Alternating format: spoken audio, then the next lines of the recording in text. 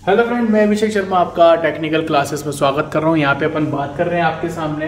आपको एक cantilever beam दे रखी है, उसके अंदर आपको शेयर फोर्स डायग्राम यानी कि एसएफडी और बीएमडी बनाना है। एग्जाम में बहुत सारी प्रॉब्लम आती है, तो अपन बेसिक टू एडवांस जैसे जैसे आपकी प्रॉब्लम से अपन करेंगे, ऐसे हर प्रॉब्लम को अपन सॉल्व कर रहे हैं। तो यहाँ पे उन्होंने बोला है कि इस प्रॉब्लम के अंदर आपको इसका एसएफडी और बीएमडी बनाना है। सो सेम टाइम पे पहले भी अपन ने बहुत सारी प्रॉब्लम्स कर रखी है, तो मैं यहाँ पे सबसे पहले लिखूंगा आपका एसएफ डायग्राम की बात करेंगे। तो अपन सबसे पहले देखेंगे कि इसके बी पॉइंट पे, यानी कि पहले सबसे पहले जो डायग्राम बने हुए उनके अपन क्या बनाएंगे, पॉइंट ऑफ एक्शंस देखेंगे।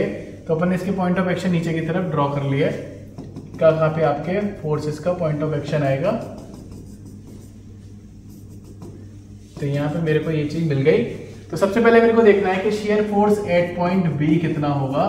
तो shear force at point B मुझे दिखाई दे रहा है यहाँ पे कि डायरेक्ट यहाँ पे पॉइंट लोड लगा हुआ है जिसकी डायरेक्शन डाउनवर्ड डायरेक्शन है। तो डाउनवर्ड डायरेक्शन फोर्स है, तो आपका नेगेटिव साइन आएगा उस केस के अंदर।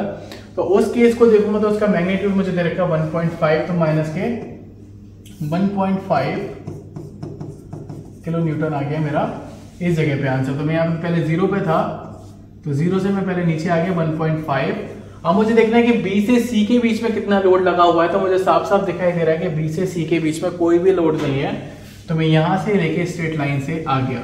स्ट्रेट लाइन क्यों ली मैंने, क्योंकि अगर किसी भी फोर्स के अंदर आपके किसी भी लेंथ का मल्टीप्लाई नहीं हो रहा तो आप उसके लिए आप स्ट्रेट लाइन ले सकते हैं। अब मैं आ गया बेंडिंग। आप देखेंगे शेयर फोर्स किसके लिए, आपका C पॉइंट के लिए। तो मुझे दिखाई दे रहा है कि ऑलरेडी मेरा 1.5 किलो न्यूटन का लोड चल रहा है ऊपर से, साथ के साथ वहां पे अगेन 2 किलो न्यूटन का पॉइंट लोड और लग गया। तो उसकी डायरेक्शन नीचे डाउनवर्ड डायरेक्शन है, तो मैंने लगा दिया प्लस, क्योंकि डाउनवर्ड डायरेक्शन तो माइनस ही कंसीडर करेंगे अपन उसको। तो 1.5 माइनस के 2, तो माइनस के 3.5 किलो न्यूटन आपका क्या आ गया इस पॉइंट पे मैग्नीट्यूड। तो आप देखेंगे यहाँ पे इसने बोल दिया कि नीचे डाउनवर्ड डायरेक्शन में आपको 2 और जाना है, तो टोटल जो आपका मैग्नीट्यूड होगा वो 3.5 हो जाएगा। उसने बोला C से A के बीच में कितना लोड लगा हुआ है, तो C से A के बीच में आपका कुछ भी लोड नहीं लगा है। तो यहाँ पे जो आपका मैग्नीट्यूड यहाँ पे था 3.5, वही आपका यहाँ पे रहेगा। तो आप ये जो डायग्राम देख रहे हैं ये आपका शेयर फोर्स डायग्राम बन गया सिंपल तरीके से, इसमें कोई भी प्रॉब्लम नहीं हुई। अब मैं आ जाता हूँ बेंडिंग मोमेंट डायग्राम पे। तो बेंडिंग मोमेंट डायग्राम इससे भी ज्यादा सिंपल है। तो BMD डायग्राम की बात करेंगे, BM डायग्राम। तो BM डायग्राम में क्या होता है, मुझे जो पॉइंट्स है उस पॉइंट्स को देखना है और उसकी फ्री हैंड साइड पे देखना है कि उसकी लेंथ कितनी है।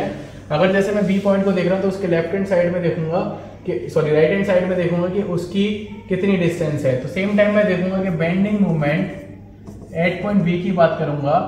तो सबसे पहले मुझे देखना है कि बीम इस बेंडिंग मोमेंट की वजह से किस तरीके से आपकी होगी।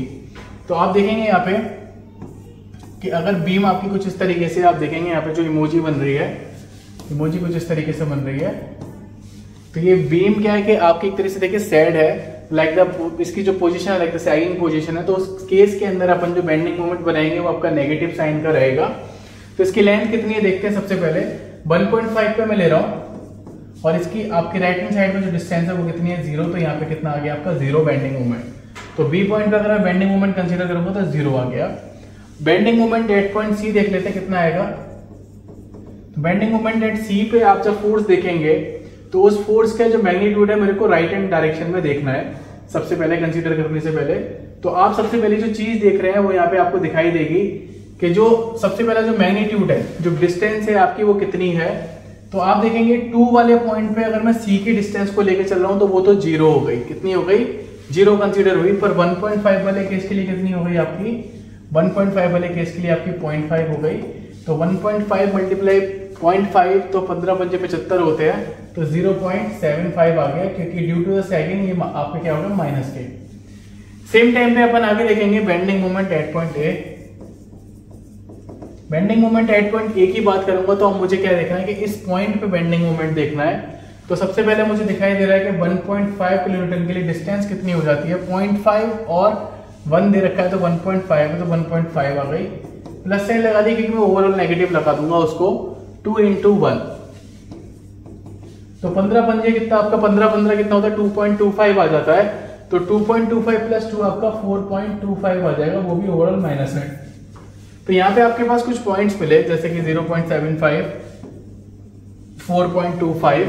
तो आपको दिख रहा है कि यहाँ पे जितनी भी डिस्टेंस थी तो फोर्सेस के साथ एक डिस्टेंस का मल्टीप्लाई हो रहा था। एक डिस्टेंस का मल्टीप्लाई हो रहा था, एक डिस्टेंस का मल्टीप्लाई हो रहा था।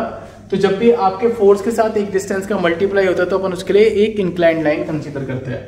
तो यहाँ पे आपकी जो स्ट्रेस जो आपकी लाइन है वो इन दोनों पॉइंट के बीच यानी कि 0 से लेके 0.75 से लेके इंक्लाइंड लाइन आ गई, और यहाँ पे जो देखेंगे यहाँ पे भी आपकी इंक्लाइंड लाइन आ गई, और जो डायग्राम बना ड्यू टू सैगिंग वो नेगेटिव है, और ये आपका बन गया बेंडिंग मोमेंट डायग्राम। अगर आपको प्रॉब्लम अच्छी लगी है तो प्लीज़ लाइक ज़रूर करना, शेयर ज़रूर करना। अगर आपको हमारा कंटेंट अच्छा लगता है तो प्लीज़ प्लीज़ प्लीज़ आप सपोर्ट करना चैनल को। Thank you for watching guys, thank you so much.